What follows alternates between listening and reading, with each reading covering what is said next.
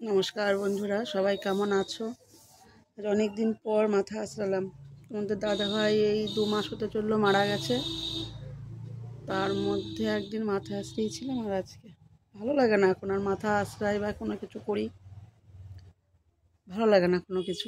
যাই হোক, তবু ছেলেটা বারবার করে বলে গেল, মা মাথা ফাথা আসলে রাখো, পাগলের মতো লাগে। তো মাথাটাও আসরালাম, আর তোমাদের সাথে কিছু কথা শেয়ার করতে আসলাম। আজকে আমার ছেলের জন্মদিন।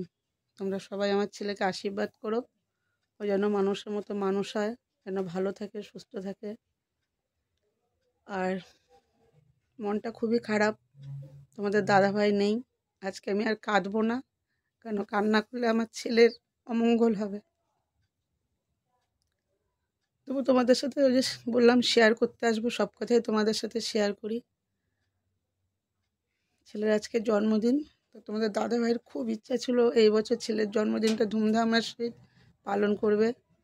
যাই হোক, কিছুই হলো না। তোমাদের দাদাভাই ধরো শ্রাবণ মাসে মারা গেছে, আর ভাদ্র মাসে ছেলের জন্ম মাস। তোমাদের দাদাভাইয়েরও ইচ্ছা ছিল তোমাদের দাদাভাই নিজের জন্মদিনটা এবার খুব ধুমধাম করে করবে।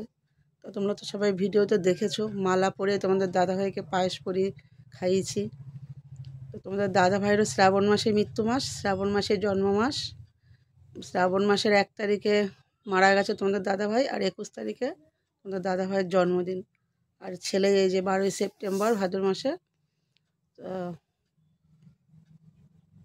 যে সব থেকে বেশি আশা করতো, যে সব থেকে ছেলে ছেলে বলতে পাগল, আমাদের দুজনের চোখের মণি, আজকে তোমাদের দাদাভাই নেই। এত আশা, ছেলে কি খাবে কি খাবে না, কি করবে, কোন কেক আনবে, কি জামা প্যান্ট আনবে, নিজে বাজার করতে যাবে আমার সাথে। বলেছে এবার নিজে বাজার করে নিজে পছন্দ করে ছেলের জন্য মাছ আনবো, খুব আনন্দ ফুর্তি করে সবাইকে নিয়ে খাওয়া দাওয়া হবে, সেরকম ঘরোয়াভাবে, মানে কাউকে সেরকম বলা হবে না। আজ থেকে 5 বছর আগে তোমাদের দাদাভাই যখন প্রথম কিডনি ধরা পড়ে, সেই বছর ছেলের জন্মদিনে কিচ্ছু করতে পারিনি। বাড়ির আর্থিক অবস্থা খুবই খারাপ ছিল, এমনকি ভাইদেরও। কেননা তোমার দাদাভাই কদিন আগে হসপিটালে ভর্তি হয়ে এসেছে, 1 লাখ টাকা ওখানে দিতে হয়েছে, নানান রকম সমস্যা। সপ্তাহে 3 দিন করে ডায়ালিসিস নিতে যেতে হতো। তো পয়সা পেরে উঠছিলাম না। তখন 1 টাকা খরচা করা মানে মনে হতো প্রচুর টাকা খরচা করা, সম্ভব হয়ে উঠতো না। তো যাই হোক, তখন ছেলে আরও 5 বছর আগে আরও ছোট। আমার ছেলের শরীর স্বাস্থ্য ওরকম দেখে যেন মনে হয় যেন অনেক বয়স হয়ে গেছে। তো ওর কিন্তু খুব একটা বয়স না। আর হচ্ছে সবথেকে বড় কথা হচ্ছে, আমার ছেলে আর 5টা ছেলেদের মতন না। অত ধার কঠিন জিনিস ও বোঝে না, খুব সরল সোজা ও। সবাইকে খুব আপন করে নেয় তোমাদের দাদা ভাইয়ের মতন। ওর মধ্যে অত সর পর বলে জিনিস নেই। ও সবাই ভাবে ও সবাইকেও আপন করে নেয়। যাই হোক, সেই বছর তোমাদের দাদা ভাইয়ের কোনো কাজ করতে পারে না, আমিও কোনো কাজ করতাম না তখন। সবারই মন মেজাজ খারাপ ছিল। তা ডায়ালিসিস চলতো। তা তোমাদের দাদা ভাইয়ের ইচ্ছা ছিল যে ছেলেটার জন্মদিনটা কোনো রকমভাবে পালন করার, কিন্তু পারিনি। একটা কেকের জন্য ছেলে খুব বায়না করেছিল, খুব আবদার করেছিল, একটা কেক পর্যন্ত কিনে দিতে পারিনি। তোমাদের দাদাভাই আমি খুব কেঁদেছি, বাড়ির সবাই। মা একটু পায়েস করে দিয়েছিল। পাশেই একটা দোকান আছে, একটা কেক আনতে গিয়েছিলাম বাকি করে, দেয়নি। বলেছে, আমি বলেছিলাম যে একটা কেক দে। তোমাদের দাদাভাই বললো যে নিয়ে আসো, 2 দিন পরে দিও। তো একটা কেক আনতে গিয়েছিলাম, কেকটা দেয়নি। বললো যার পয়সা নেই তাদের আবার জন্মদিন কিসের, বাপুজি কেক কিনে নিয়ে কাটাও।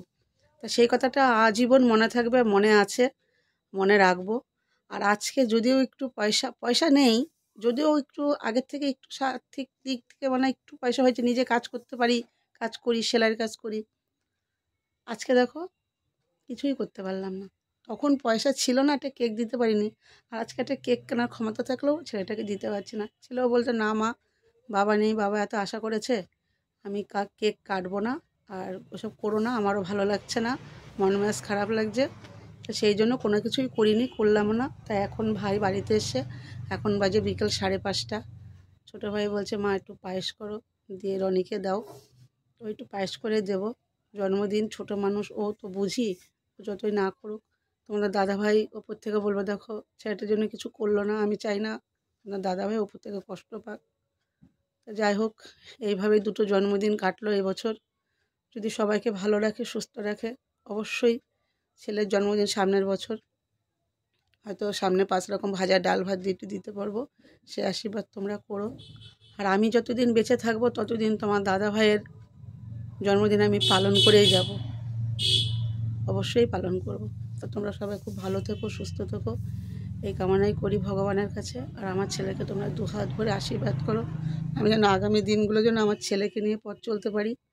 কেননা আমি ছাড়া আমার ছেলের আর কে আছে বলো।